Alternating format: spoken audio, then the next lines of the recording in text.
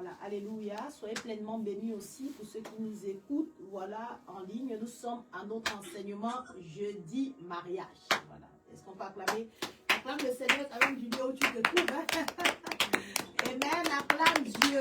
Amen. Le Saint-Esprit nous parle ce soir et nous prions afin que plusieurs soient édifiés, plusieurs soient touchés dans le nom puissant de Jésus et plusieurs aspirent à changer. Alléluia. Nous étions sur la gestion quotidienne de la vie maritale et en sous-thème, on s'est dit la gestion des conflits parce que les conflits vont arriver. Que ce soit la volonté de Dieu, notre mariage, que on se dit c'est la volonté permissible, la volonté parfaite, ben c'est pas, les conflits vont arriver. Il faut que nous soyons lucides et assez matures pour comprendre. Mais les conflits arrivent, mais comment on va gérer le conflit? Si quelqu'un peut fermer son micro s'il fait du bruit. Comment on va gérer le conflit? On avait dit les sources de conflit, hein? on avait cité la dernière fois. On avait dit les conflits peuvent naître de la, comment je vais dire, les conflits peuvent naître, les conflits par nature, hein? Voilà, pour dire qu'on est différent. Les conflits selon l'histoire de vie, on n'a pas la même histoire de vie. Les conflits selon nos valeurs, on n'a pas les mêmes valeurs. Les conflits selon les conflits affectifs, les conflits selon nos différentes opinions. Alléluia. Donc ceux qui veulent l'enseignement vont suivre l'enseignement de jeudi dernier, les conflits relationnels, interculturels, on avait tout expliqué, voilà, et maintenant je veux, voilà, les conflits qui naissent des objectifs, alléluia, des objectifs que chacun s'est fixé, voilà, j'explique juste simplement quel objectif ton conjoint s'est fixé. Donc voilà, il y a des personnes qui se fixent des objectifs, je ne sais pas trop, à l'année, d'autres qui peuvent se fixer des objectifs dans 3 mois, dans 6 mois, qui peuvent concerner différents domaines de leur vie. Alléluia, amen. Et si la femme ou l'homme ne se retrouve pas dans ça, il va dire, ben non, tes objectifs que tu t'es fixés, peut-être c'était des challenges personnels, mais tu ne m'as pas mis à l'intérieur. Je ne me retrouve pas, voilà, dans ces objectifs-là. Donc, tu n'as pas pris en compte que je suis ton épouse. C'est pour cela que je parle pour un homme qui a ses objectifs. Il se dit peut-être, voilà, voici ce que, comment je veux dire, dans le domaine du business, voici ce qu'il envisage faire. Et dans ce qu'il envisage faire, il sera tellement préoccupé face à ça, que la femme se retrouve comme délaissée. Est-ce qu'il y a quelqu'un qui me comprend? Amen. Voilà. Il se dit, bon, Dieu a mis ce rêve dans mon cœur. Je prends un exemple du business. Dieu a mis ce rêve dans mon cœur. Il faut que je me donne, voilà, je me tiens un objectif de 6 mois pour déployer un peu ce business-là. Voilà. Donc, entre-temps, son objectif l'amène à être occupé. Est-ce que je parle à quelqu'un? Donc, quand il est occupé, il est marié en même temps. Donc, la femme peut se sentir délaissée parce que l'homme est tout le temps, comme on dit, toujours le travail, toujours, voilà. Si elle n'arrive pas à comprendre. C'est pour cela que, et ça fait naître quoi? Des conflits.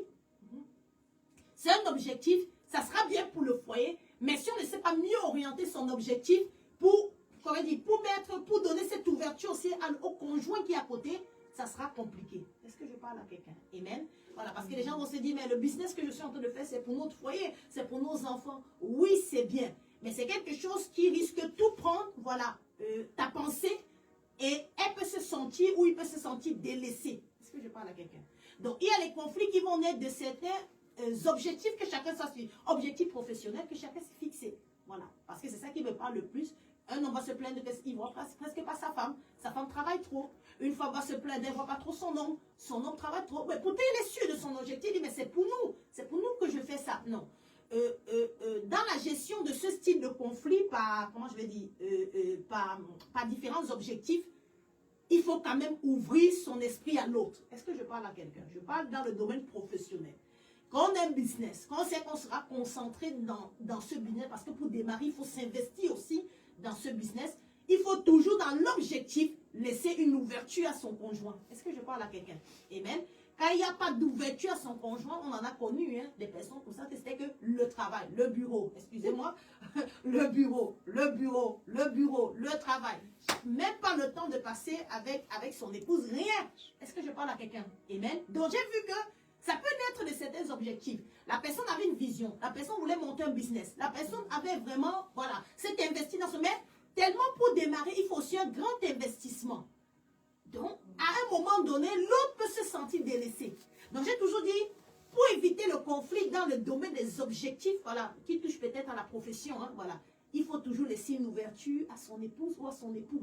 C'est-à-dire, j'ai un temps pour travailler, mais j'ai un temps aussi pour, comment dire, pour passer le temps avec mon épouse.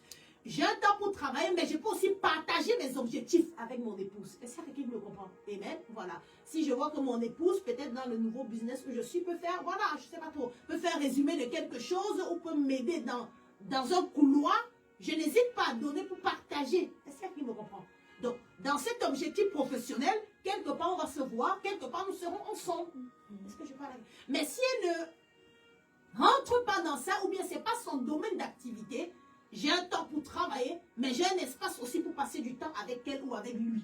Est-ce que je parle à quelqu'un? Amen. Parce qu'il y a plusieurs personnes, le business, ils oublient qu'ils ont une femme.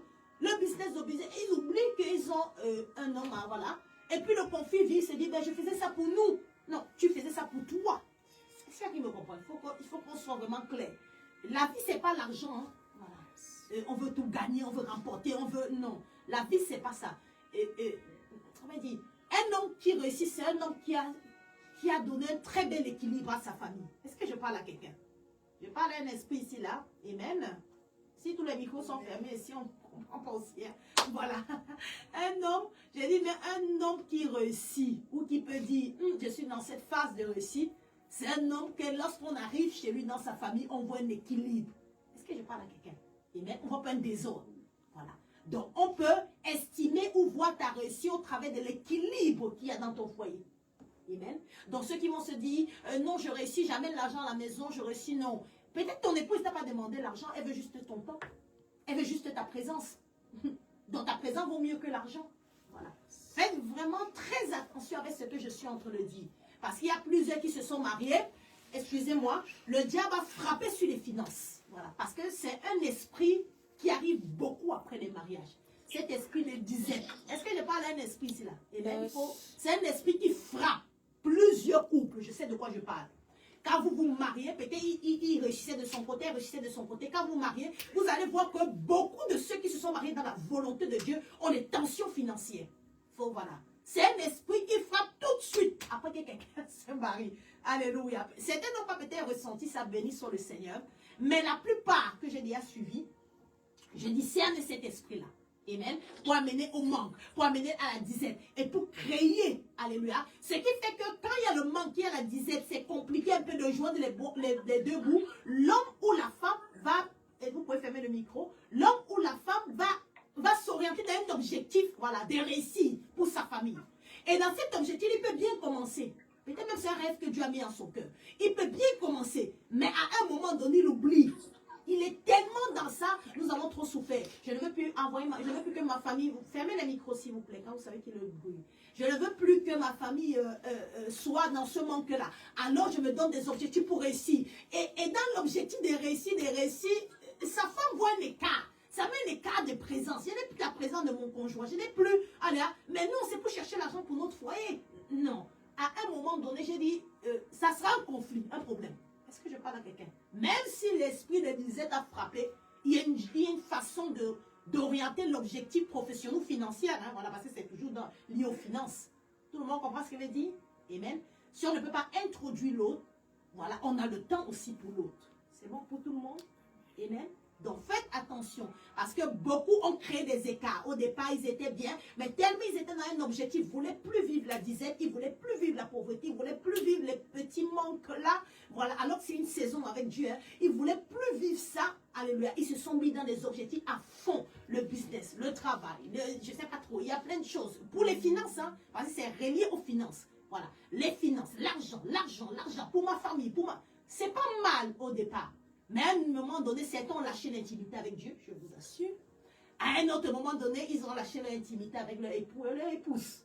Et ils se trouvent seuls dans un couloir. Et puis quand le conflit arrive, et madame ou monsieur n'est pas content, eh ben, ils ne savent pas pourquoi. Mais je cherchais l'argent pour nous. Voilà. Je pense que tu cherchais l'argent pour toi. Faut vraiment recadrer les choses. Amen, amen, amen. Voilà. Dieu nous a appelés à vivre ensemble. Dieu nous a appelés à vivre en harmonie. Dieu nous a appelés à vivre en paix. Donc même si tu as tes objectifs et tu n'as pas mis ton épouse, ce n'est pas grave. On te dit seulement, trouve un espace. Est-ce que je parle à quelqu'un? Pour qu'elle se retrouve où il se retrouve. C'est bon pour tout le monde? Est-ce qu'il y a une question par rapport à cela? Je vous assure, ceux qui se marient dans la volonté de Dieu, ceux qui vont ressentir en premier, il y a des esprits qu'on peut ressentir, des combats, je ne refuse pas. c'est le domaine financier. Est-ce que je parle à quelqu'un? Amen. C'est comme si l'ennemi veut serrer les finances. L'ennemi va amener à croire que l'homme n'est pas responsable ou la femme elle-même ne se débrouille pas. Donc, et ça crée beaucoup de conflits.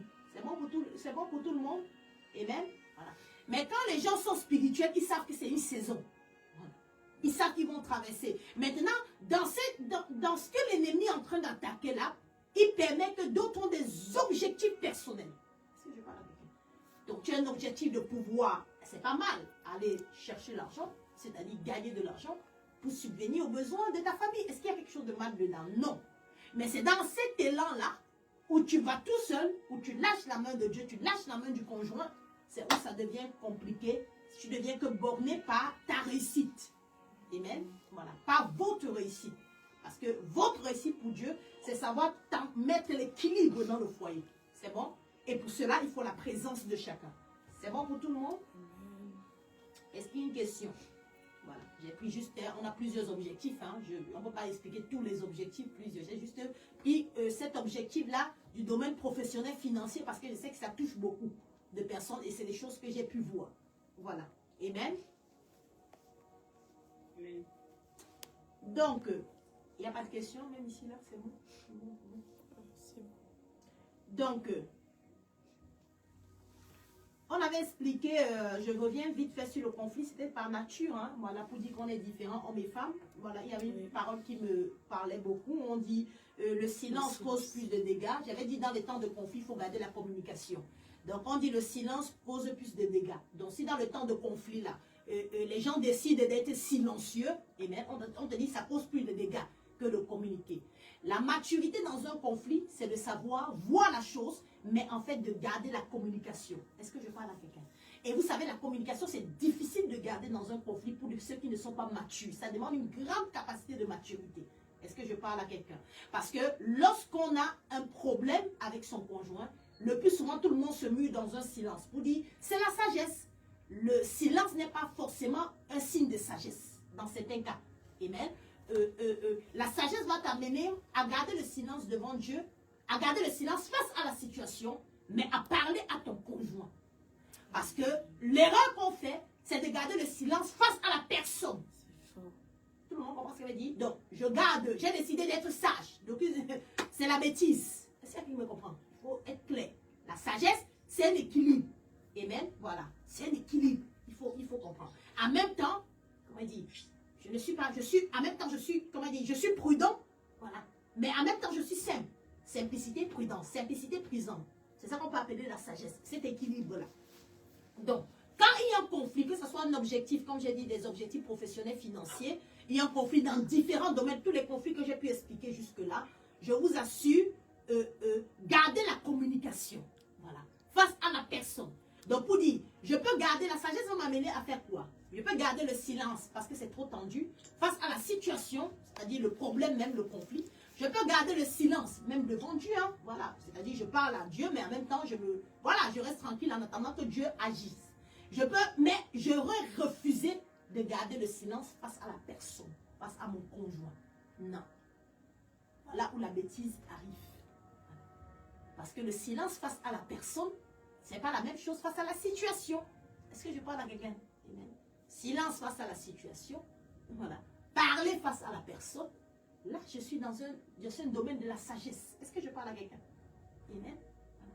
Et si je dis, je garde le silence face à la personne, je garde le silence devant Dieu, je garde le silence face à la situation, faites attention par rapport à cela. Ça devient de l'immaturité.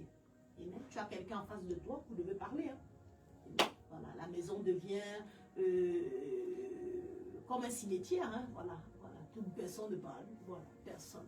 Donc, c'est une atmosphère de mort. Faites vraiment très attention par rapport. J'ai dit, la sagesse, c'est un équilibre. Ça va vous amener à garder le silence face à une situation, mais pas face à une personne. C'est juste pour retenir ça. Amen. Je dois parler, à quels que soient les différents conflits que je suis en train d'expliquer, je dois parler à mon conjoint. Tout le monde comprend ce qu'elle veut dire? Amen. Même si en parlant à mon conjoint, je ne parle pas de la situation, c'est pas grave. On va revenir sur cela, mais je parle à mon conjoint. Je ne fais pas comme si je ne l'ai pas vu dans la maison, comme s'il ne fait pas comme s'il ne m'avait pas vu. Faites très attention à ça. Est-ce que je parle à un esprit ici? C'est bon pour tout le monde? Je ne vous écoute pas là, hein, ceux qui sont connectés. Voilà. Amen. Tout le monde a compris, il n'y a pas... Voilà, c'est pour ça que je voulais rebondir un peu sur cela. Silence face à la situation, mais face à la personne, je parle. Ça, c'est l'équilibre de la sagesse. Amen. Donc, dans mon dialogue, en même temps, je manifeste ma simplicité, voilà, je vais vers la personne, mais en même temps, je suis prudent. Pourquoi? Parce que si cette situation va relever encore un conflit ou bien va nous amener à trop parler, donc je mets ça de côté. Voilà, je parle autre chose avec la personne. C'est bon? On est dans la gestion des conflits, hein. Voilà. La gestion des conflits ne veut pas dire, ben, aujourd'hui on va résoudre ce problème-là, il faut seulement qu'on résout ça, sinon on ne va pas avancer. Non, faites attention à ça. Amen. Il y a des choses qui sont tellement sous tension qu'il faut peut-être laisser du temps pour résoudre. Est-ce que je parle? Qu'il faut parler peut-être à un autre moment. C'est bon pour tout le monde? Ou qu'il faut laisser même à Dieu. Amen. Et parler dans le secret. Ça dépend de quoi. Amen. Et Dieu permettra que ensemble, voilà, on puisse parler. C'est bon pour tout le monde. Faites vraiment attention à ce que je suis en train de dire. Parce que j'ai beaucoup vu de personnes, quand il y a un conflit, on peut le voir même à l'église. On peut le voir à l'église. L'homme entre là-bas, la femme entre d'un autre côté, personne ne se dit bonjour, personne ne se calcule. Bonjour, bonjour. Ça devait être frère en crise. Ou en crise, je sais pas trop. Voilà, vous êtes en crise. Et bien, faites vraiment très attention par rapport à cela. Nous, on voit, quand on arrive à l'église, je vous assure, quiconque a un conflit là, je vous assure, maman Sophie a trop l'œil. Même si je ne dis pas, même si je ne sais pas qui... Voilà, parce qu'il faut une attitude. Et je dis, c'est des reflets. Je n'ai pas dit que la personne est immature. C'est des petits reflets d'immaturité qu'il faut falloir casser. Voilà. Amen. J'ai dit, le mariage, c'est des codes. Ça se joue aussi par le code physiquement. Il ne faut jamais montrer que vous êtes en conflit. Il ne faut jamais montrer que vous êtes en désaccord. Et des fois, peut-être, la femme pose la question à l'homme. L'homme fait, j'ai déjà vu des choses à l'église, je vous assure. Il ne répond pas. Il répond pas, mais après, il se voit qu'il est à l'église. Après, bon, il se repositionne un peu, mais on a déjà vu, quoi. Voilà. Amen. Soit il est fâché, il dit pas amen. Voilà, il est fâché avec le prédicateur, il est fâché, s'il vous plaît. Amen. Voilà, amen. Soyons matures. Amen. Ou bien il dit même que je ne vais pas à l'église. Ça arrive aussi. Je n'ai pas envie d'aller à l'église aujourd'hui. C'est de l'immaturité. Il faut qu'on se dise la vérité, en fait. Il faut qu'on se dise vraiment la vérité. Voilà. Faites attention à ça. Amen. Voilà. Parce que si tu me dis tu ne vas pas à l'église parce que je ne sais pas trop. Je ne sais même pas s'il y a, à ce stade où je suis avec Dieu, je ne sais pas s'il y a une excuse, à moins que quelqu'un soit seulement couché sur un lit d'hôpital. Hein. Voilà. Ou bien qu'il n'est pas dans la ville. Voilà. C'est pas ce qu'elle dit. Donc il y a des choses que, non, Dieu nous a donné la vie, non, nous devons être à son service. Est-ce que je parle à quelqu'un? Voilà. Donc, faites attention. Voilà. Travailler, j'avais parlé aussi dans le thème marital, le code non physiquement. J'avais donné une ouverture un peu pour cela, pour dire, même le code, c'est-à-dire vous avez un code, on ne doit pas voir qu'il y a un souci. C'est bon pour tout le monde? Amen. On ne doit pas voir qu'il y a un conflit. C'est important. Si vous avez maintenant des pères, on peut ramener ça vers les pères. Mais les gens ne doivent pas voir autour de vous qu'il y a non. Voilà. D'habitude, de fois vous vous habillez, même vous avez vos codes, quoi. Il met, je sais pas trop, le vert, tu mets le vert, mais le jour où tu as décidé, alléluia, il met le noir, toi tu mets, je sais pas trop, le rouge ou le blanc, alléluia, des décodants. On est habitué à vous voir, car on est habitué, non, soit il entre avec les enfants, toi tu entres après, soit c'est un désordre. Est-ce que je parle à quelqu'un? C'est un désordre. Et c'est un signe que quelqu'un se fâche aujourd'hui, ou bien qu'il n'entend pas, c'est un signe d'immaturité, c'est-à-dire un reflet de l'immaturité. Donc ça, les reflets, là, on peut moins les tailler. Est-ce que vous comprenez? Ce n'est pas la personne qui est immature. C'est ces actes qui montrent quand même des reflets. Est-ce que vous me comprenez? Qui reflètent. Et ça, il peut arrêter aussi ça dès qu'on parle. Amen. Si je suis habitué à mener un sourire, la Bible nous dit, David nous dit quoi? D'aller dans la maison de Dieu avec quoi? Amen. Voilà. Que je suis dans la joie quand on me dit d'aller dans la maison de Dieu. Mais toi, tu prends le conflit de la maison. Faites attention, ceux qui sont mariés et ceux qui vont se marier, qui sont appelés au ministère. Est-ce que je parle à quelqu'un? Tu es appelé au ministère, ta femme peut-être est pasteur, toi tu es prophète, ou ta femme, voilà, vous êtes prophète ensemble, vous êtes docteur. Je parle de ceux qui sont appelés au Saint-Ministère. Ça se voit trop, les fidèles le voient. C'est ce qui me comprend. Et bien, il y a des gens, tu ne peux pas cacher. Travaillez votre code physiquement du mariage, c'est-à-dire on ne doit pas voir. Amen. Ne prenez pas le conflit de la maison et venir étouffer le peuple avec.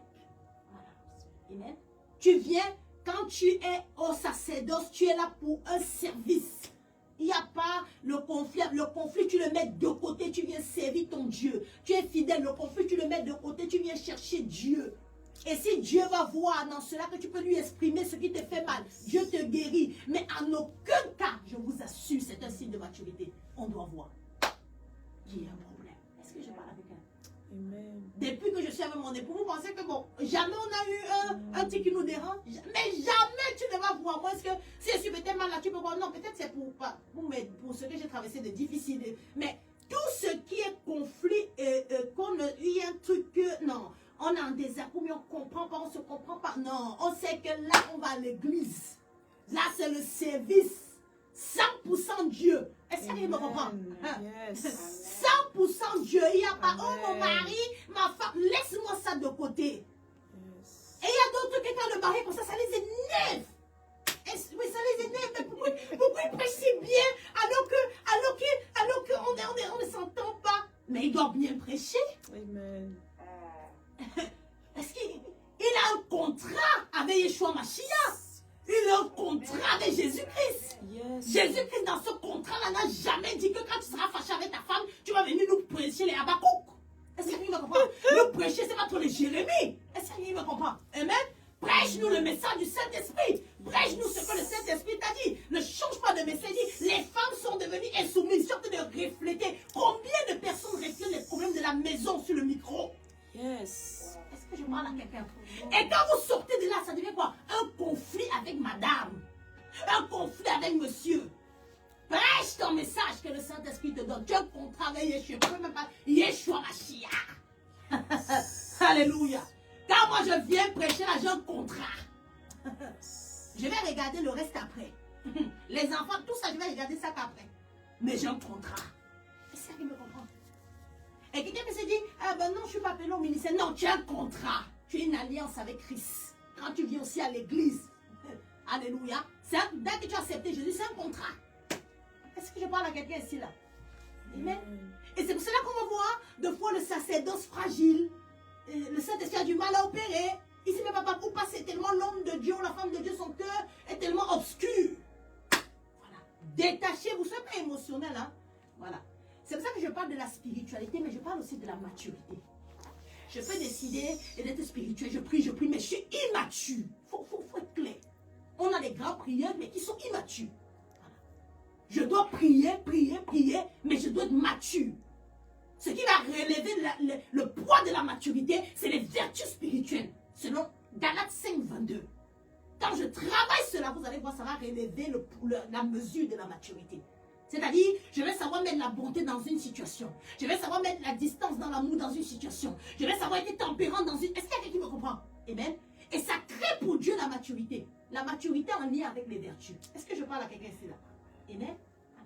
Donc, faites vraiment très attention. Je parle encore ceux qui sont appelés au ministère et ceux qu'on va marier ici. Voilà, pour moi, ils sont déjà fiancés, ils sont appelés au ministère, les deux. Faites très attention. Quand je parle, j'ai une vision tout de suite. Les gens, ils vont se reconnaître. Faites très attention. Est-ce que je parle à quelqu'un? Amen. Les deux ont un ministère. Pas une seule personne. Dieu est en train de parler. Les deux ont un ministère. Voilà. Et les deux doivent savoir. Est-ce que je peux parler à ce couple-là? Parce que je suis en train de les voir. Amen. Voilà. Les deux ont un ministère. Amen. Voilà. C'est-à-dire, quand je parle d'un ministère conjoint, ça veut dire ils vont s'entraider dans le ministère. Et il faut que personne ne suive pied d'achoppement pour l'autre. Est-ce que je parle à quelqu'un? Amen. Voilà. Donc, il va falloir savoir vivre sa vie maritale, mais revêtir son vêtement de sacerdoce quand on sait, c'est-à-dire on est focalisé sur ce que Dieu dit de faire. Est-ce que je parle à quelqu'un? Et personne ne doit venir, parce que je vois un pied, cette personne ne doit venir comme une pied d'achoppement. Est-ce que je parle à quelqu'un? Vis-à-vis que ce soit homme, que ce soit la femme. Faites attention. Parce que je suis en train de voir ce couple, et j'ai dit, je vois un ministère conjoint. C'est-à-dire, quand il parle de conjoint, ça veut dire qu'il va s'entrelacer, qu'il va s'aider. Voilà. Autonome, mais conjoint. Autonome, mais qui s'entrelace. Voilà. Donc, ça veut dire, ce n'est pas le même ministère, la même fonction. Mais ça s'entrelace. C'est ensemble. Mais c'est autonome. vous de comprendre. Amen. Donc, à chacun de dire, même si c'est autonome, même si ce n'est pas la même fonction, mais on va s'entrelacer. C'est-à-dire, on va s'aider, on va s'entraider. Amen. Ça devient une force. Est-ce que je parle à quelqu'un? Ça devient une force. Mais on a beaucoup, pas seulement, je suis déjà quitté sur l'image, on a beaucoup que c'est tellement compliqué. Je vais revenir sur les conflits liés à la vocation. Ça, voilà. C'est tellement compliqué quand l'homme et la femme, moi je bénis Dieu pour mon mari. Je bénis Dieu pour mon mari. C'est pas peut-être que tu l'acclames pas, mais peut-être c'est pas toi. Moi je bénis Dieu. Non, moi je bénis Dieu. Ma soeur est en train de prêcher, mais moi je bénis Dieu. Je bénis Dieu. Je suis sortie tout à l'heure, je dis, bon, on ne s'est même pas trop vu la journée parce que chacun a ses activités, on s'est vu vite fait, voilà. Après, il dit, non, il faut que j'aille, ah ben c'est jeudi, mariage et tout. Voilà, j'ai dit, bon, je rentre quand même vite. Et il dit, non, fais ce que tu as fait. Ah, la phrase là, fais ce que tu as fait. Tu rentreras à ton œuvre, fais ce que tu as fait. La phrase là, je n'ai pas entendu ça comme toutes les phrases. Hein. C'est ça qui me comprend. Amen. J'ai dit, tu as un conjoint, mais qui te laisse servir Dieu. On peut croire que c'est facile, hein? On peut croire que oh, c'est facile. Non, laisse. Non, non. Il y a d'autres qui vont te dire non. Et tu es dans l'obligation, même avec ton sacerdoce, de te soumettre à ton mari. Hein? Est-ce qu'il y a qui me comprend ici là? Amen. C'est pour cela que ceux qui sont appelés au ministère, ça veut dire si c'était quelqu'un qui n'a pas travaillé son cœur, c'est pas possible. Est-ce que je parle à quelqu'un? Amen. Soit il te fixe des heures. Voilà, tu pars, tu nous fais 1 heure et puis tu rentres. Hein. Voilà. Tout le monde comprend ce que je veux dire? Voilà. Donc, faites attention, même si ça choque les personnes. J'ai béni Dieu pour mon époux. Est-ce qu'il y a qui me comprend? Amen. Voilà. Parce que j'ai eu le temps d'examiner ces choses. Ce n'est pas quelqu'un qui m'empêche de servir Dieu. Parce que pour moi, c'est un essence, c'est une respiration. Tu ne peux pas m'étouffer. C'est que là, je vais être ta femme pour toi, mais en même temps, je suis étouffée. Est-ce que je parle à quelqu'un? Amen. Donc, il me permet de respirer spirituellement. Il me permet d'être dans mon essence spirituelle, ce qui me donne, comment dire, ce qui me donne toute ma force même d'être épouse. Est-ce qu'il y a quelqu'un qui me comprend? Amen. Parce qu'il y a une puissance dans l'appel. Est-ce que je parle à quelqu'un? Une personne ici ne peut pas se dire, je veux que la femme, mais son ministère, moi je ne veux pas. Je veux que l'homme, mais son ministère, moi je ne veux pas. Fais attention. C'est son essence. C'est sa respiration. Si tu bloques ça, ton foyer n'existe plus. Est-ce que je parle à quelqu'un ici là? Parce que avant même que, comment dire, la Bible ne nous dit pas, quand tu étais dans le sein de ta mère, il faut que voilà, avant que tu ne sois dans le sein de ta mère, je te connaissais. La Bible dit, je t'avais appelé à te marier. Non, je t'avais appelé à faire quoi? Je t'avais appelé à être quoi? Prophète des nations. Donc, depuis le sein, depuis l'éternité, il y avait déjà le sacerdoce sur lui. Il y avait déjà un mandat qu'on lui a donné. Est-ce qu'il parle à quelqu'un? Amen. Tout le monde comprend ce qu'elle dit? Amen. Bon, le mariage va venir comme une aide, comme un soubassement, un équilibre pour lui permettre de prendre son envol. Donc, ce qui doit venir comme un équilibre, comme une aide, et quand j'ai mal, vous allez voir que le mariage va avaler les ministères.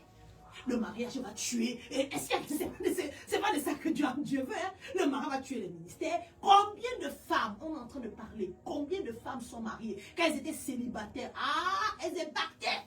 Quand elles se sont mariées, le mari n'a pas compris l'appel. Il n'a pas compris, il a fait d'elle son intercesseur.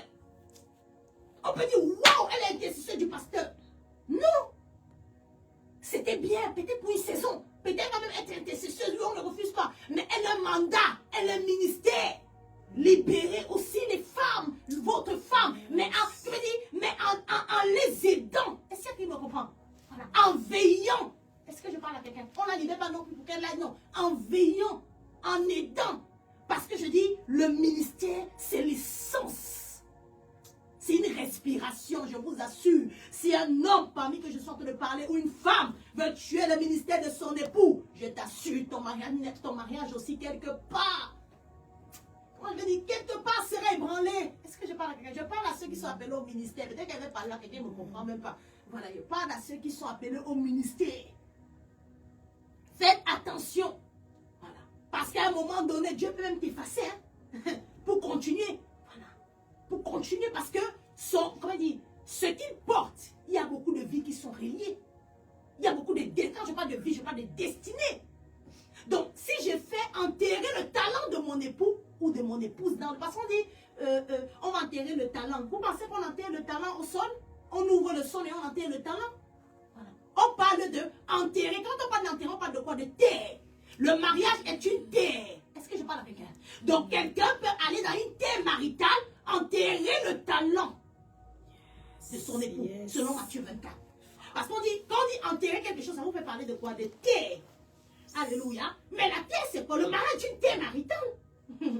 Amen. Et beaucoup enterrer le talent de leur époux dans le mariage, enterrer le talent de leur épouse dans le mariage. Est-ce que je parle à quelqu'un?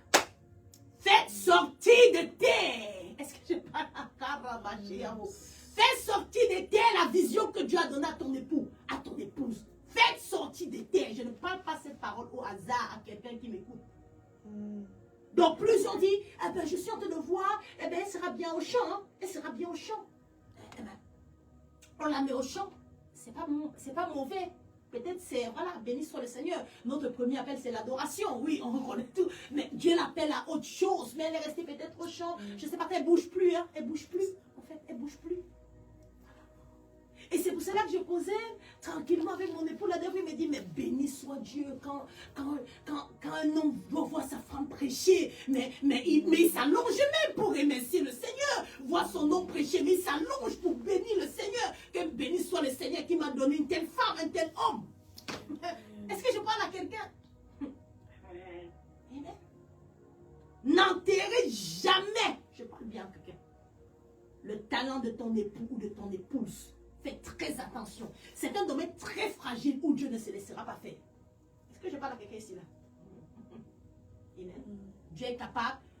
C'est le Dieu du retranchement et le Dieu qui hante. Il connaît ce système-là. Il a fait avec Israël. Hein. Israël, son premier-né. Israël. Voilà. Est-ce qu'il y a quelqu'un qui me comprend? Alléluia. Il a fait comment? Voilà. On a dit, il retranche. Il nous parle. Mais il a hanté les nations. Après, il va revenir rechercher Israël. Est-ce que je parle à quelqu'un ici là? Amen. Tout le monde comprend ce que je dis. Je parle pour ceux qui n'ont pas, pour ceux qui ne parle des juifs qui ne sont pas messianiques. Hein, je parle bien. Voilà. De cette promesse qu'ils attendent le Messie. Et d'autres croient que le Messie, voilà, le Messie va venir. Il n'est jamais venu. Dieu a une promesse. Il dit pour ceux, c'est pour ça que l'apôtre Paul a dit, je me tourne maintenant vers les nations. C'est pour ça qu'on dit, le Dieu qui retranche cette part-là, ceux qui n'ont pas cru, mais qui a hanté les nations. Donc, s'il a fait pour son premier-né, je ne sais pas, pour toi là, je ne sais pas toi. Donc, dans le mariage, c'est pas. Dans ton mariage que tu chéris là, c'est pas ça qu'il va pas faire. Il s'est retranché. Yes. S'il voit que le conjoint là où la est un problème pour ce qu'il veut faire, il va retrancher. Mais il s'est aussi hanté. Il s'est retranché Macron et il s'est hanté Boaz. Est-ce que je parle à quelqu'un? Il faut vraiment comprendre ça. C'est un Dieu stratège. Donc, la limite, ça c'est une limite que je me suis donnée. La limite, je ne touche pas à tout ce qui concerne. Mon mari, c'est son essence. Le Saint-Esprit, c'est sa vie, en fait. Je sais pas trop. Je ne veux même pas toucher à ça. Est-ce qu'il y a quelqu'un qui me comprend? Je n'ai pas de problème avec Dieu. Est-ce que vous comprenez ce que je dis? Voilà. Il y a des choses qu'on ne touche pas. Aujourd'hui, les personnes se disent, ah ben c'est mon époux, je peux toucher à tout comme ça. Non, faites attention. C'est mon époux, je peux toucher. Non, faites attention. Il est une huile qu'il porte, il a un mandat. Est-ce que je parle à quelqu'un ici là? Amen. Et on doit respecter, honorer ça. Amen. Donc c'est quelque chose que personnellement, je n'ai pas envie que Dieu me retrouve dans ça. Voilà. Amen. Voilà. S'il faut encourager, s'il faut qu'il aille, c'est sur son Dieu. S'il faut que, voilà, même s'il y a ce manque, oh, femme, homme, voilà, mon mari, oui, même si ça passe après. Tout le monde comprend ce que ça veut dire? Amen. C'est pour ça qu'il dit la notion de priorité. Voilà. C'est bon pour tout le monde. Est-ce qu'il y a des questions par rapport à ce que, bon, je vais revenir sur ça pour doser un peu. Déjà, j'ai jamais effleuré. Et je vais doser quelqu'un ce soir sur la vocation. Parce qu'il a bien dit ça. Il faut pas que quelqu'un il me dit, maman Sophie, tu parles de ça qu'aujourd'hui. Non, j'ai dit, il y avait la vocation. Hein, la dernière fois. Parce que c'est que ça me. J'en parlais même, on en parlait il y avait longtemps déjà par rapport à la vocation. Voilà. Par rapport au conflit lié à la vocation. Quelqu'un va se dire, mais c'est l'appel de Dieu. Pourquoi il doit y avoir un conflit sur ça? Ah ben oui. C'est une source de conflit, la vocation. L'appel de Dieu est une source de conflit dans les foyers. Il faut qu'on se dise la vérité. C'est une source de conflit. Pour les gens immatures. Est-ce que je parle à quelqu'un? C'est bon pour tout le monde? Est-ce qu'il y a une question par rapport... J'espère que le volume est bon. Parce que vous voyez si les gens avancent leur salut. J'espère que le volume est bon. Il y a que Maja qui a un peu réagi un peu. Marie, je t'ai fait que mettre les pouces. Amen. C'est arrivé tellement une de mes filles a constaté, ça a dit non. Quand tu t'es mariée, maman Sophie, il faut peut-être oublier ton appel. Il faut peut-être oublier ton appel parce que peut-être ça a l'impression de ne pas. Elle dit que mais j'ai l'impression quand je vois tout le monde travailler là, j'ai l'impression qu'ils doivent oublier leur appel. Les femmes, elle dit faites attention à ce que vous êtes en train de dire. Faites attention. Le jour où tu seras devant Dieu, oui, Jésus va faire le bilan sur ton mariage. Mon mariage. Ouais, vraiment, Seigneur, mon Dieu. Hey! Il y a plus de prédications du mariage. Nous sommes en train de prêcher le mariage. Il y a plus de prédications du mariage qu'autre chose. Hein. Mon mariage. Faites attention. Le mariage, c'est un appel. C'est un appel, c'est une vocation. C'est un mandat. D'autres voient seulement ça comme le bien qu'on doit être ensemble. C'est un appel. Tu t'es marié depuis 10 ans, 30 ans. Il y a eu quoi qui s'est passé? C'est un appel. C'est une vocation. C'est un mandat. Est-ce que je parle à quelqu'un? Non, je ne veux pas. C'est un appel. C'est une vocation, si tu veux bien entendre. C'est un mandat. Le mariage, il faut voir ça comme ça. Amen. C'est bon pour tout le monde. Maintenant, si dans cette vocation commune, le mariage, Dieu met des Dieu met des oins, des appelés, ceux qui sont appelés au ministère. Faites attention. Faites attention. Je ne joue pas. J'ai dit, c'est le Dieu qui fait quoi? Qui retranche et qui entend. Lui, ça ne le dérange pas. Il a commencé ça depuis longtemps. Donc, c'est pas toi qui va permettre, voilà, ou ta fâcherie qui va enlever quelque chose. Amen. Voilà. Donc, c'est juste t'emboîter. En tant qu'épouse, en tant qu'époux. Cherche juste que le Saint-Esprit, si tu ne sais même pas t'emboîter, que le Saint-Esprit t'aide à bien t'emboîter dans ça. Parce qu'avant de le rencontrer, il était déjà avec Dieu dans une éternité. Est-ce que je parle à quelqu'un ici? Il était avec Dieu dans une éternité. Nous venons d'une éternité, nous partons à une autre. Donc, avant de te rencontrer là, il était déjà avec Dieu dans une éternité. Il a commencé son parcours avec Dieu. Est-ce que je parle à quelqu'un? Amen. Donc, c'est pas toi qui vas venir court-circuiter le parcours qu'il a eu avec Dieu. Amen. Faites attention parce que les femmes, ça, des fois, viennent pour ces court-circuits. C'est que elle. Non, faites attention. Alléluia. Est-ce que je parle à un esprit ici là? Amen. Amen. Amen. Donc, toi qui te prépares à te marier, n'oublie pas, si tu es appelé au ministère, n'oublie pas ton ministère. Que ce soit l'homme qui est en train de m'entendre. N'oublie pas ce que Dieu t'a dit. Donc, à un moment donné, les temps de fiançailles sont aussi faits pour ça. Parce que vous parlez de quoi dans les temps de fiançailles même? Vous parlez de quoi dans les temps de... Amen. Deux personnes qui sont appelées au ministère, c'est de ça qu'ils doivent parler aussi. Hein? Amen. Voilà. S'ils sont vraiment appelés au ministère, c'est de ça qu'ils doivent parler. C'est bon pour tout le monde? Ou bien si l'un est appelé dans les 5 ministères, l'autre doit... C'est de ça qu'ils doivent parler pour voir comment ils doivent s'emboîter, pour voir comment ils doivent cheminer. Tout le monde comprend ce qu'il veut dire? C'est bon pour tout le monde? Amen. Amen. Je vois que là, il n'y a pas de questions. Hein? Là, ça chauffe quelqu'un en train de réfléchir. Il dit, ben, c'est pas compris cette affaire-là comme ça. Amen. Voilà. Amen. Ne touchez pas au plan de Dieu. Amen. Amen. Donc, est-ce qu'il y a une question? C'est bon? Il y a des choses qu'il ne faut pas de trop de bavarder. On laisse seulement ça. On laisse seulement où dans ça. Je répète bien.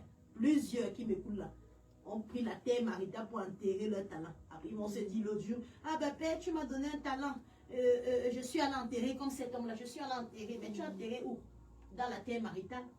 Depuis que tu es marié, tu ne sais plus Dieu. Depuis que tu es marié, Dieu ne t'intéresse plus. Mon mari, ma femme. Comment plaire mon mari? Comment plaire ma femme? Comment... Bon, je préfère me calmer. Gloire à Dieu. Gloire à Jésus. Amen.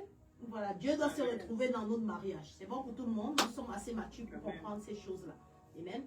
Donc, il y a le conflit lié à quoi? À la vocation. Je viens maintenant bien éclairer chacun. Voilà. Puis j'ai déjà commencé ça. Hein, voilà. Donc, la paix de Dieu suscite des conflits dans le foyer. Voilà. Donc, on va voir qu'il y a des personnes qui ont connu l'appel avant le mariage.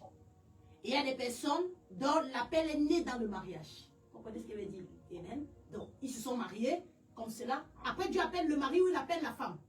Mais comment tu vas expliquer à l'autre, puisque vous êtes mariés comme cela, comment tu vas expliquer à l'autre que Dieu m'appelle à un ministère? Dieu m'a... Voilà. Comment va-t-on gérer ce style de conflit? Quel est le plus dangereux d'après vous? En dehors du mariage ou dans? Mais maintenant, comme on est dans un enseignement interactif, comment on fait quand... Je vais d'abord commencer par le plus complexe. comment on fait quand ils se sont mariés? Voilà, et peut-être chacun connaissait Dieu à sa manière, ils se sont mariés. Maintenant, Dieu vient se révéler à un. Dans le foyer, il dit peut-être je t'appelle à ça, je t'appelle comme prophète, je t'appelle peut-être comme pasteur. Comment expliquer ça à son conjoint? Et s'il ne suit pas? Donc il y a beaucoup qui se sont séparés aussi, il faut être clair, hein, face à cet appel qui est aussi né et que l'autre n'a pas suivi. Tout le monde commence à le dire. Amen. Voilà. Donc, comment gérer ça? Tu vas lui dire là-bas que j'ai les visions. Dieu m'a dit. Il va demander, mais lâche ce que tu es en train de bâtir là comme nous. Tu pars où avec ça? Alléluia. Dieu m'a dit qu'elle était passée. Il dit, mais j'étais connue. Eh ben, j'étais connue. Voilà, tu étais dans les boîtes de nuit. Tu étais, mais comment se marier après? Oui, je comprends qu'il y a Dieu. Mais après, tu ne veux plus aller dans les boîtes de nuit. Tu ne veux plus aller nulle part. Tu ne veux plus aller en. Voilà. Il y a même des moments où tu veux même plus manger chez ma famille. Tu ne veux même plus manger parce que tu es en jeûne, en prière. Il ne comprend rien de tout ce que tu es en train de dire là. Amen. C'est nouveau en fait. Voilà. Amen. Après, finalement, tu lui dis, ben, Dieu m'appelait peut-être pasteur. Je sais pas trop. Voilà, il faut que je garde les âmes. C'est un truc nouveau pour lui. Il faut que. Comment gérer ce genre? Vous voyez pas que c'est difficile? Voilà. Très, très. Ouais, Sharon. Oui. Comment aider? Mais c'est pas tout. Comment aider quelqu'un qui vient te dire ça? Voilà. Tu es censé l'aider. Tu es censé lui donner une parole de conseil. Comment? Oui, en fait, je dois rester à l'écoute. Voilà. Je dois rester à l'écoute de la personne et chercher à mieux lui expliquer. Voilà, chercher à l'amener à comprendre en fait par ce que je suis. Par ce que je suis, c'est-à-dire commencer à voir si la personne peut lire la Bible avec moi pour essayer de comprendre ces choses. C'est aussi le temps de savoir si réellement aussi on peut marcher dans la même longueur d'onde en fait. Et maintenant, si la personne ne comprend pas dans le temps et tu sens l'appel, comment faire? Est-ce qu'il n'y a pas plusieurs qui sont en train de nous écouter qui sont dans cette situation aussi? Il y en a, les autres comprennent, même s'ils suivent, même s'ils suivent à sa manière. Parce qu'on dit le mari peut être sanctifié, le mari peut sanctifier sa femme. Hein, voilà, si même voilà, elle décide pas de rentrer même à fond, voilà, c'est possible que Dieu puisse intervenir. On ne refuse pas. Maintenant, c'est le cas où l'autre ne suit pas. Elle veut te ramener, ou il veut te ramener encore dans comment tu étais avant, alors que toi, tu as fait une rencontre dans le mariage avec Dieu. C'est possible, hein?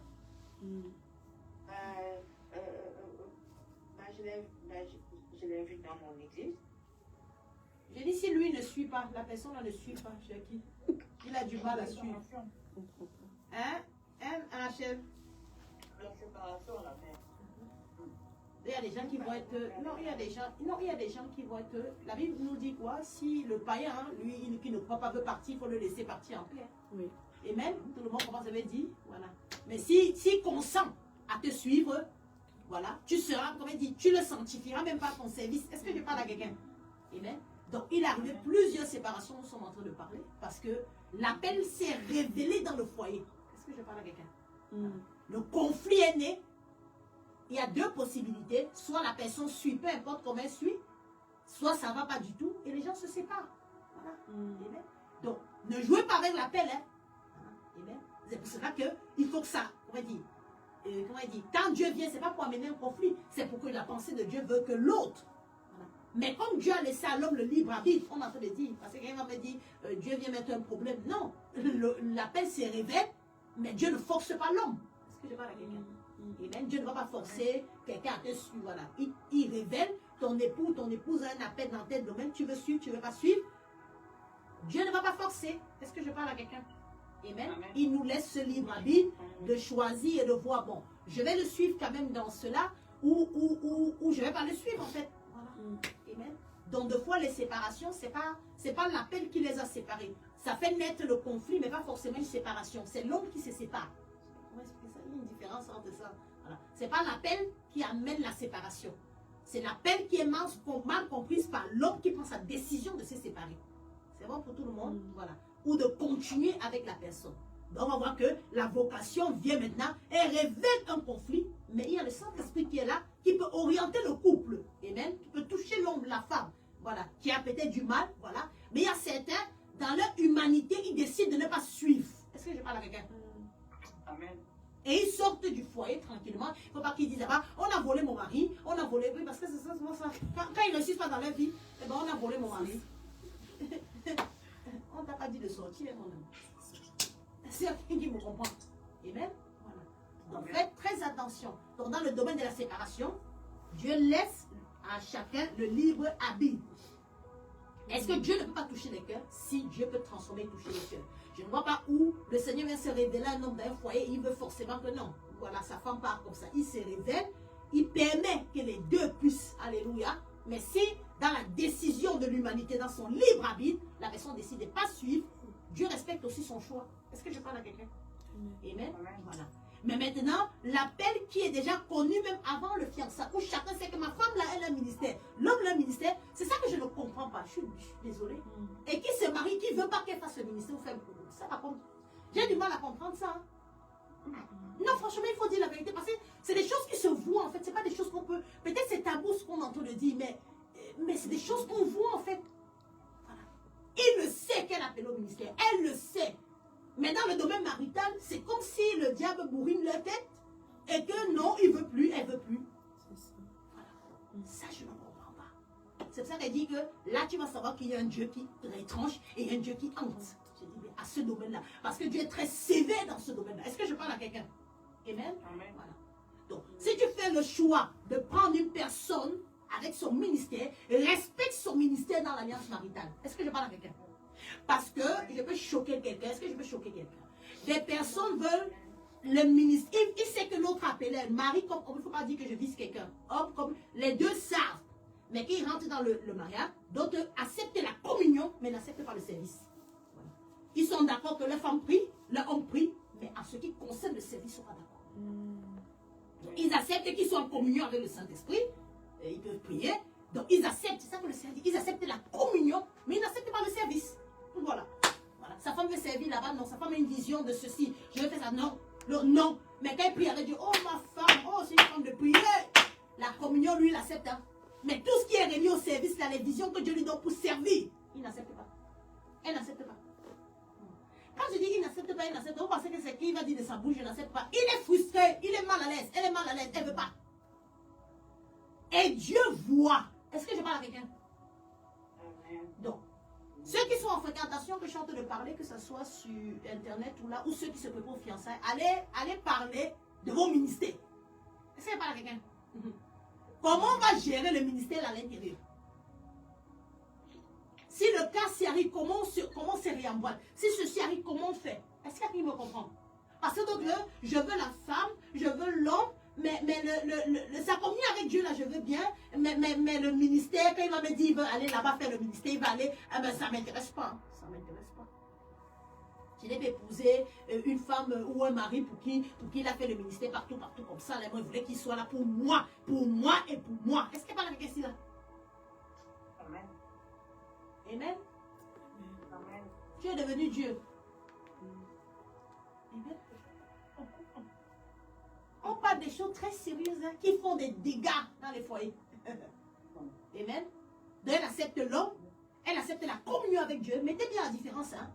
Mais tout ce qui est remis au service, la personne n'accepte pas. N'accepte pas ne veut pas dire je n'accepte pas de la bouche, n'accepte pas, le cœur n'y est pas. Quand Dieu vient voir, il voit qu'elle n'est même pas avec son époux, il n'est même pas avec son épouse. Son épouse peut aller faire des évangélisations ou bien dans les terres que Dieu donne, la personne elle ne calcule même pas. Son époux peut prêcher, voilà, elle peut prêcher, la personne ne calcule même pas.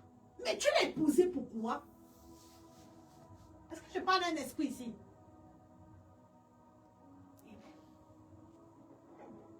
La personne va prêcher quelque part. Le Seigneur permet qu'on valorise la grâce. Voilà, la personne est frustrée. Faites attention. Vous touchez à une ligne rouge. Mais ligne rouge, il faut écrire. Et Et je vous assure, dans ce domaine-là, où la peine est connue avant, où vous touchez à la ligne rouge, Dieu ne se laissera pas faire. Non, il faut c'est pas ton épouse ou ton époux ne se laissera pas faire. J'ai dit Dieu ne se laissera pas faire. C'est bon pour tout le monde? Ça, il y a un silence qui arrive, un silence très calme et très... que j'aime bien ce silence-là. C'est bon pour tout le monde? Parce que d'autres englobent. Je suis le chef de ma femme, je suis le chef de son ministère, je suis le chef de... Et lui, il est chef partout.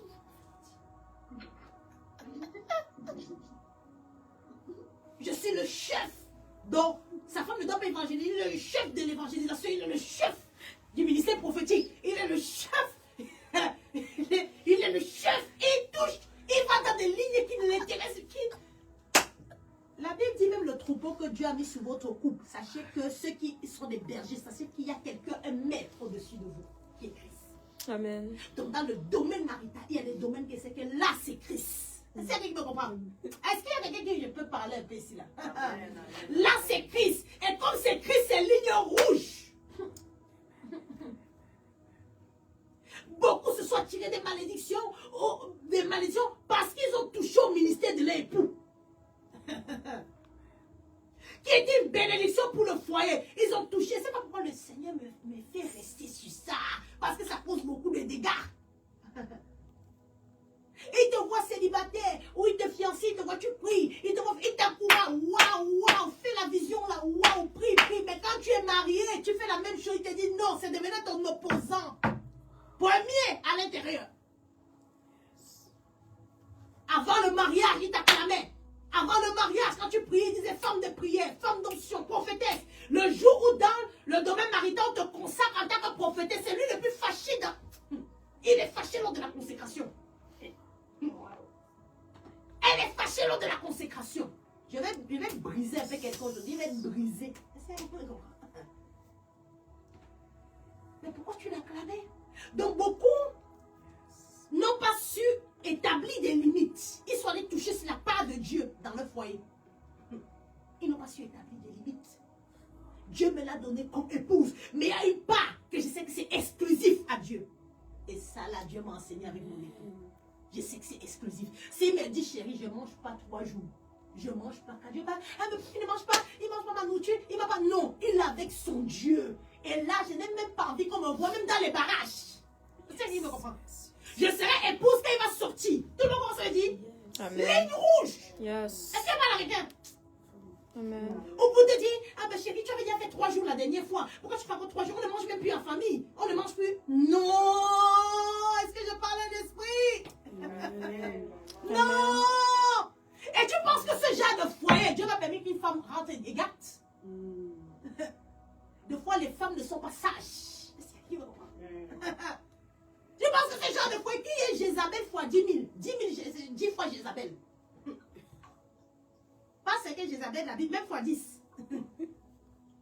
Dieu est celui que même ce que tu ne vois pas, Dieu va te défendre. Il dit, cette femme-là, elle est mariée, mais n'entache pas. Alléluia, ma part. Est-ce qu'il me comprend? Je parle bien parce que j'ai un exemple crucial. C'est un homme de jeûne et prière. Si tu n'as pas une bonne femme à côté, tu vas te dire, mais il ne mange jamais. Tu vas te dire, hey, je suis rentré comme ça. Tu vas te dire, hey, dans la nourriture même que je prépare, est-ce que... Et tu vas te dire, hey, non, non. Est-ce qu'il me comprend? Non, c'est son essence. Est-ce qu'il y a quelqu'un qui me comprend? Amen. Et dans ce domaine-là, je vous assure, dans ma tête, Dieu m'a enseigné cela. Je sais que c'est ma ligne rouge. Je ne franchis pas. Quand je dis ligne rouge, je ne franchis pas. Je ne cherche pas à faire des problèmes. Parce qu'il y a des gens que c'est quand leur mari part en retraite que c'est là où elle fait des problèmes. Tu ne m'as pas vu. Tu ne m'as pas fait ceci. J'avais besoin qu'on fasse ceci. Non. Je me débrouille. Je fais mes petits tours. Ou bien j'ai mes choses à faire avec Dieu. Je fais aussi mes trucs tranquillement. Amen, amen, amen. Et j'attends qu'il sorte. Des fois, je regarde c'est bon. J'attends qu'il sorte. Est-ce que quelqu'un me comprend? Je parle à quelqu'un ici, là. Et même, chérie, excuse-moi, mais je suis obligée de prendre aussi les exemples. Parce que ça aide aussi beaucoup. Amen. Voilà. J'attends qu'il sorte. Pas là-bas. Eh bien, chérie, pourquoi tu fais 2 jours? Sors. Mange. C'est là que tu mets les gros plats. Mange. Dieu lui a dit de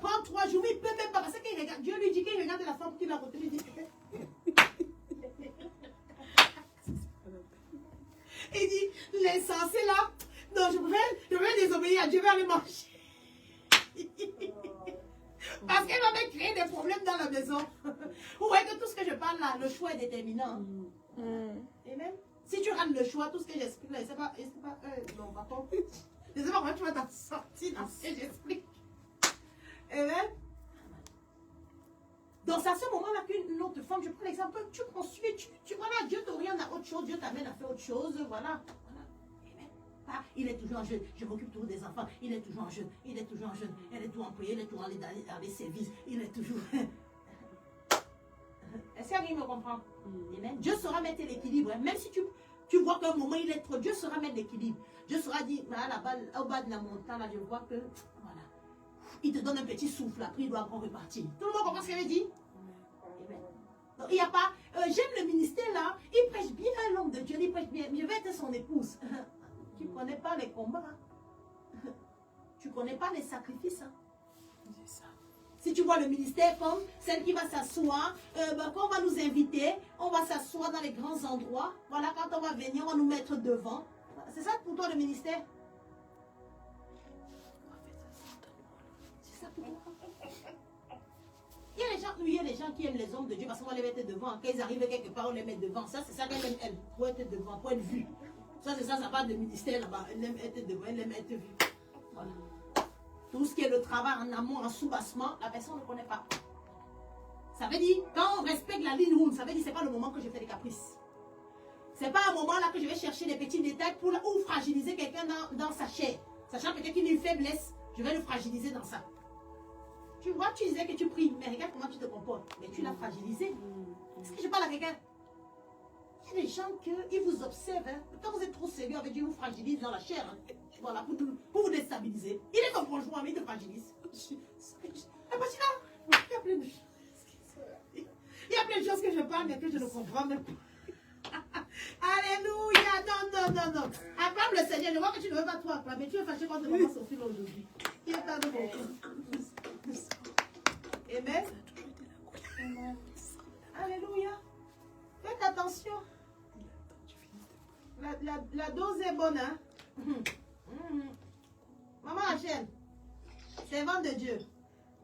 Oui, ma tête. Est-ce que tu comprends bien ce que je suis en train de dire? J'ai dit la dose, Jonathan, c'est la dose à tout. Le papa dit là-bas, quand le Seigneur te fera rentrer dans sa gloire, là, ne pas enfreindre la ligne rouge. Tout le monde va comprendre la ligne rouge. Amen. Amen. Et c'est vice-versa. Hein? Tout le monde va se dire. Amen. Voilà. L'homme aussi, c'est que, l'autre côté là, je le suis, je veille. Voilà, mais le Seigneur ne m'a même pas être un opposant. Voilà. Amen. Mais être, voilà, cette personne qui peut la coacher, qui peut l'aider à, voilà, qui peut lui donner ses conseils, qui peut, voilà. Il trouve son rôle en fait. Tout le monde comprend ce qu'il dit. Il la laisse pas dire quoi non plus. Oh ben Dieu l'a appelé. Ah ben qu'elle fait tout seul. Voilà. Elle organise ses trucs. Il n'est pas là. Vous n'avez jamais vu les gens qu'on organise des choses, le mari n'est jamais là. La femme organise rencontre plein de femmes. Il y a rencontre avant quoi? Il y a plein de trucs là-bas. Rencontre machin truc. Rencontre les femmes célibataires. Rencontre femmes mariées. Rencontre la femme se tue à organiser. L'homme ne contribue jamais. Tout le monde comprend ce que veut dire? Jamais. Voilà. Faites attention. Je reste vraiment sur ça pour dire l'appel, c'est l'essence de la vie spirituelle de chacun. Voilà. C'est ce qui nous fait respirer. Vous voyez pas que quand je commence à être dans mon poste, vous voyez pas que c'est ce qui me fait respirer en fait aussi. Amen. Voilà. C'est bien le travail séculaire, c'est bien ce qu'on fait. Mais ça, c'est notre tout en fait. Christ est notre tout. Tout le monde comprend ce que je veux dire? Amen. Donc faites attention. Parce que les gens pensent que dans le mariage, on englobe chacun. Tu es devenu son Dieu. Comme tu es son époux, son épouse, tu es devenu son Dieu en fait. Non. Il y a des parts qu'on ne touche pas dans le foyer. Il y a ta part, mais il y a la part de Dieu. C'est bon pour tout le monde? Amen. Bon, sur ce, je m'arrête. Hein, et je crois que chacun a pu... voilà. Est-ce qu'il y a des questions par rapport à cela? Je vous fais d'abord donner la belle dose ce soir. Amen. Et que chacun de nous fasse attention. Pour ceux qui cheminent ensemble vers le fiançailles, c'est des sujets que vous devez parler. Pour ceux qui sont fiancés ou qui rentrent dans le fiançailles, c'est des sujets à en discuter. Pour ceux qui sont mariés et qui n'ont jamais discuté qui n'ont jamais compris ça, ou bien voilà, c'est des sujets, alléluia, à mettre sur table pour dire, bon, voilà, il faut qu'on discute aussi de cela afin de s'entraider pour que chacun n'empiète pas, voilà, dans la grâce de l'autre. Amen. Mais que tous ensemble, nous puissions, voilà, tous cheminer et faire ce que Dieu nous appelle à faire. Voilà, cela sera un plus pour votre foyer. Amen. Père, je prie dans le nom puissant de Jésus et je remets ce temps d'enseignement. Je prie que ça percute l'esprit de quelqu'un dans le nom puissant de Jésus. Je prie afin que chacun s'emboîte ou se réemboîte. Et que, Seigneur, chacun, même celui qui n'avait pas entendu cela, Seigneur, que tu puisses créer une plateforme de discussion avec son conjoint, sa conjointe ou la personne avec qui il chemine. Seigneur, je prie afin que ces choses soient claires avant le mariage. Et si ça n'a pas été clair, mais d'autres sont rentrés ou l'appel s'est révélé, je prie que Saint-Esprit, tu sois toi-même la réponse et que tu orientes toi-même, Seigneur, chacun d'eux, dans le nom puissant de Jésus. Merci, parce que tu nous donnes aussi de gérer les conflits. C'est ce qu'on va voir la semaine prochaine. Même si le conflit arrive, tu vas nous positionner dans une bonne gestion. Tu vas nous donner les clés pour mieux gérer. Alors nous bénissons ton nom pour la suite des enseignements, parce que nous savons que tu nous aimes et que tu veux nous voir heureux. Au nom de Jésus-Christ. Amen. Soyez bénis. Excellente soirée dans la grâce du Seigneur. Soyez bénis. Excellente